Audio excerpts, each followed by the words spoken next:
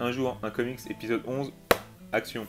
Salut à tous, aujourd'hui on se retrouve pour parler d'une histoire de Picsou, une fois n'est pas coutume, puisque comme vous le dites si bien dans les commentaires, Frank Miller, ça va bien 5 minutes, donc on va un petit peu s'éloigner de cet univers-là, l'univers des super-héros, et aujourd'hui on va parler Picsou. On va s'intéresser à une histoire qui est parue dans le tome 7 de l'intégrale de la jeunesse de Picsou par Don Rosa, et c'est une histoire qui s'appelle une lettre de la maison.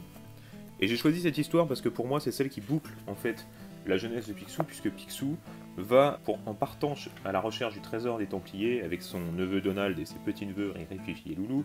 Bon, ça m'étonnerait que vous ne sachiez pas qui sont les neveux et petits-neveux de Picsou, mais bon, dans le doute. Il va se retrouver à devoir retourner dans son château familial en Écosse, et il va se tomber nez à nez avec en fait la gardienne du château, qui n'est personne d'autre que sa sœur, avec qui il est brouillé depuis plusieurs dizaines d'années, ce qui explique, les raisons sont expliquées dans le premier tome de la jeunesse de Picsou. Et on va avoir droit à une confrontation vraiment émouvante sur les relations frères-sœurs par exemple, et ce qui est vraiment fabuleux. Alors déjà premièrement il y a la dimension historique, puisque Keno Don Rosa attache une vraie importance à la véracité des faits qu'il met dans ses histoires. Il l'explique d'ailleurs dans les notes d'auteur, encore une fois Glénat a fait un super travail d'édition là-dessus.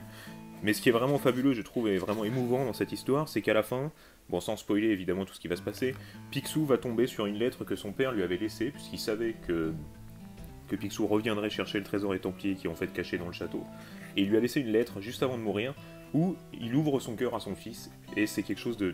Je mets au défi n'importe qui a lu cette histoire de ne pas verser une larme sur ce moment-là, parce que c'est vraiment quelque chose de fabuleux, d'émouvant, et je pense que c'est ce qui fait pour moi la force de la jeunesse de Picsou, c'est que c'est DVD pour enfants, évidemment Picsou c'est un héros pour les enfants, mais Don Rosa a donné une dimension émotionnelle et historique d'ailleurs, qui est vraiment pour moi un degré de compréhension adulte. On a vraiment quelque chose d'émouvant et qu'on ne comprend pas forcément d'ailleurs quand on est enfant, et il y a besoin de relire plusieurs fois cette histoire en fonction de l'âge qu'on a pour en saisir tous les degrés de lecture, et c'est ce qui fait pour moi de Don Rosa un de mes dessinateurs et scénaristes de BD favoris, parce que le travail qu'il a fait sur Picsou, encore une fois, c'est quelque chose de miraculeux, clairement. Si vous n'avez pas lu la jeunesse de Picsou, déjà commencez par le premier tome, hein, j'avais fait un petit dérapage là-dessus, je vous mettrai le lien. Encore une fois, l'édition Glénat est fabuleuse, on a plein de notes de Don Rosa à l'intérieur qui expliquent comment il a construit ses histoires.